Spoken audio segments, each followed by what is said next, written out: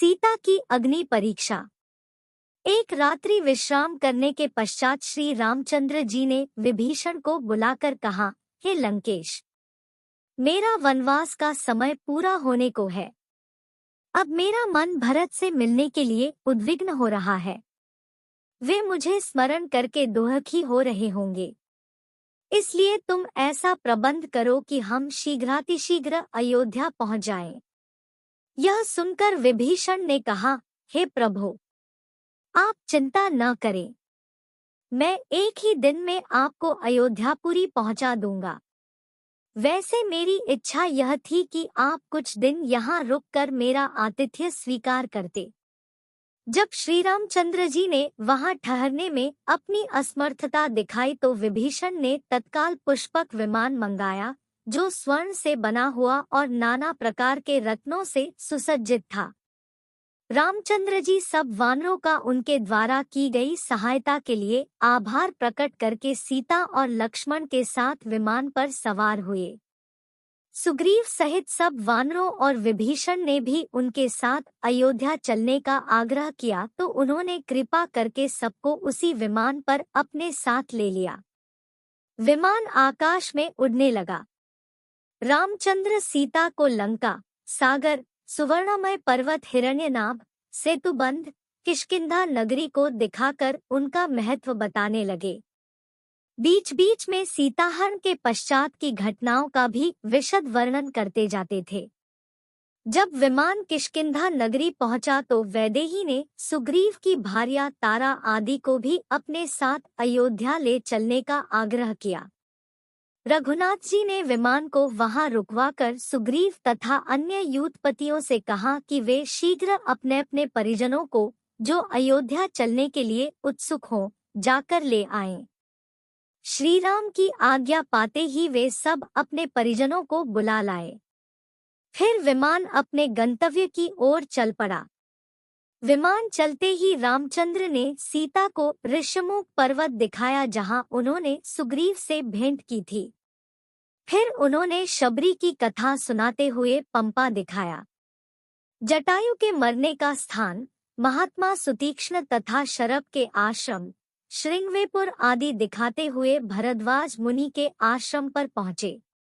वहां उन्होंने विमान उतारा। भरद्वाज मुनि के आश्रम में पहुंचकर उन्होंने मुनि को सादर प्रणाम किया और कुशलक्षेम के पश्चात अयोध्यापुरी, भरत तथा माताओं के विषय में सूचनाएं प्राप्त की।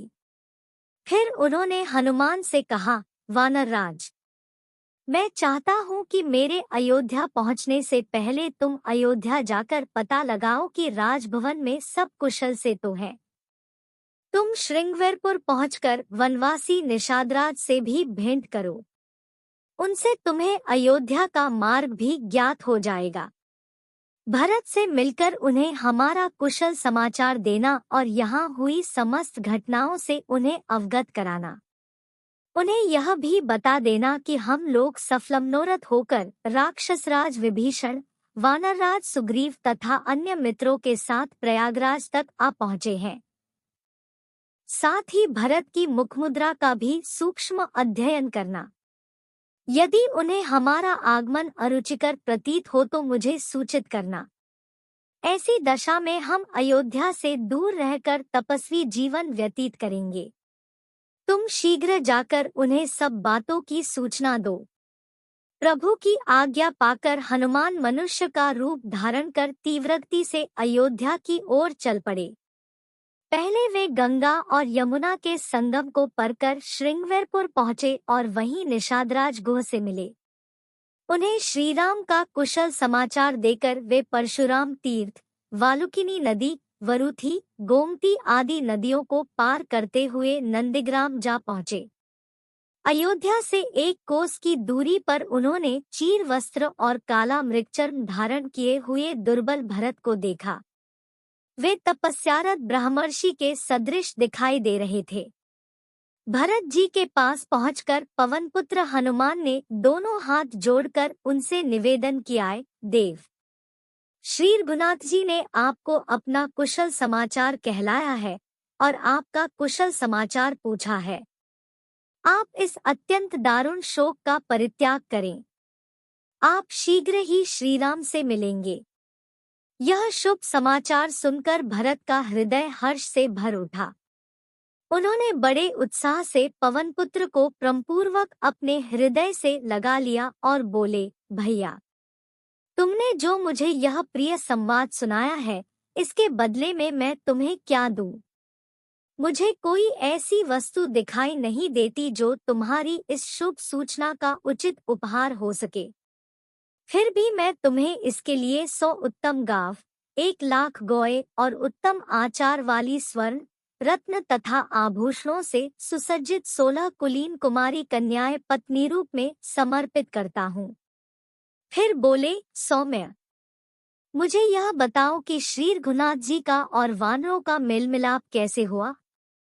भरत के इस प्रश्न के उत्तर में हनुमान ने श्रीराम के वनवास से लेकर दंडकारण्य में प्रवेश करके विराट को मारने, शरभंग मुनि के स्वर्ग सिधारने, खरदूषण तथा त्रिशा को मारने, सीताहरण, गिद्धराज जटायु की मृत्यु, सीता की खोज करते हुए सुग्रीव से भेंट होने का विवरण सुनाकर उन्होंने सीता की खोज करने, सागर पर पुल बांधने तथा सपरिवार रावण को मारकर वैदेही को मुक्त कराने तक का वृतांत सुना डाला। यह भी बता दिया कि अब रामचंद्र जी पुष्पक विमान से अयोध्या रहे हैं।